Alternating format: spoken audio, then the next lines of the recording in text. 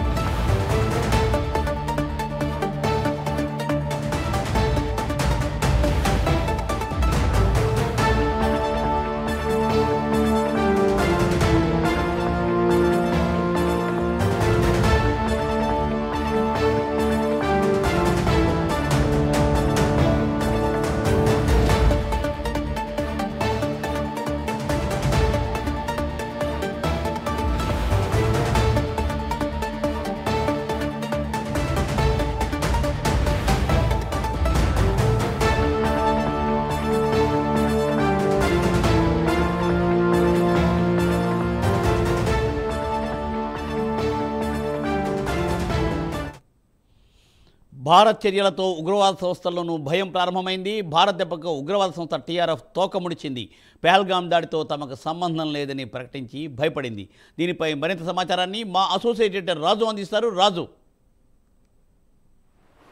Right మూర్తి, మొత్తానికి ఉగ్రవాద సంస్థ అయినటువంటి టీఆర్ఎఫ్ ఒక నోటు విడుదల చేసింది. ఇందులో పహల్గాంకి సంబంధించినటువంటి ఘటనతోటి తమకు సంబంధం లేదు అని చెప్పేసి వాళ్ళు ప్రకటించినటువంటి సిచ్యువేషన్ ఉంది. అంతేకాకుండా తమ సోషల్ మీడియాకి సంబంధించినటువంటి నెట్వర్క్లను ఇండియాకి సంబంధించినటువంటి రా ఏజెంట్స్ కావచ్చు, అంతేకాకుండా ఇక్కడ ఉన్నటువంటి ఇండియన్ సైబర్ ఇంటెలిజెన్స్ ఆపరేటర్లే హ్యాక్ చేశారు అని చెప్పేసి అందులో చెప్పినటువంటి పరిస్థితి. సో కాబట్టి ఈ ఘటనకి తమకు ఏ సంబంధం లేదని చెప్పేసి వాళ్ళు ప్రకటించినటువంటి సిచ్యువేషన్ ఉంది. ఒక పక్క ఘటన జరిగిన తర్వాత టీఆర్ఎఫ్ తామే ఈ ఘటనకి పాల్పొన్నామని చెప్పేసి చెప్పినటువంటి సిచ్యువేషన్ నేపథ్యంలో ఇప్పుడు మళ్ళీ తోక ముడిచినటువంటి సిచ్యువేషన్ ఉంది. మాకు అసలు ఏమాత్రం సంబంధం లేదు, అంతేకాకుండా ఏదైతే ది రెసిస్టెన్స్ ఫ్రంట్ అనేది కేవలం అక్కడ శాంతిని మాత్రమే కోరుకుంటుంది, సో మేము ఈ దాడి చేయలేదు అని చెప్పేసి వాళ్ళు ఒక ప్రకటన విడుదల చేశారు. అది ప్రైమ్ 9 ఆ స్క్రీన్ మీద కూడా మనం చూడొచ్చు. అయితే ఇందులో కొన్ని అంశాలను కూడా వాళ్ళు చెప్పడం జరిగింది. తమకు సంబంధం లేనటువంటి విషయంలో తమకు సంబంధించినటువంటి ఒక social media ప్లాట్ఫామ్ని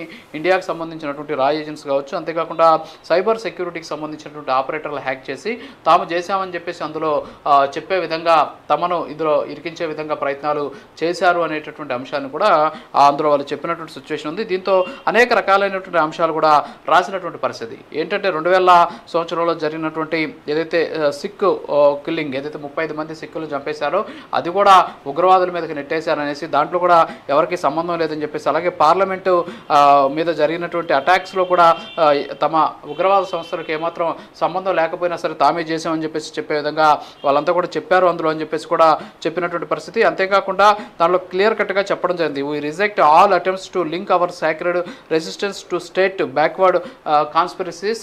at the same time ఏంటంటే అవర్ జిహాద్ ఈజ్ ఫర్ కాశ్మీర్, మా జిహాద్ అనేది కాశ్మీర్ కోసం జరుగుతుంది. For our martyrs, our mothers, our soil, we are not proxies అని చెప్పేసి వీఆర్ పీపుల్ రెసిస్టింగ్ విత్ ఇమాన్, fury and resolve. No amount of propaganda can suppress the cry of అజాది అని చెప్పేసి అందులో క్లియర్గా చెప్పడం జరిగింది.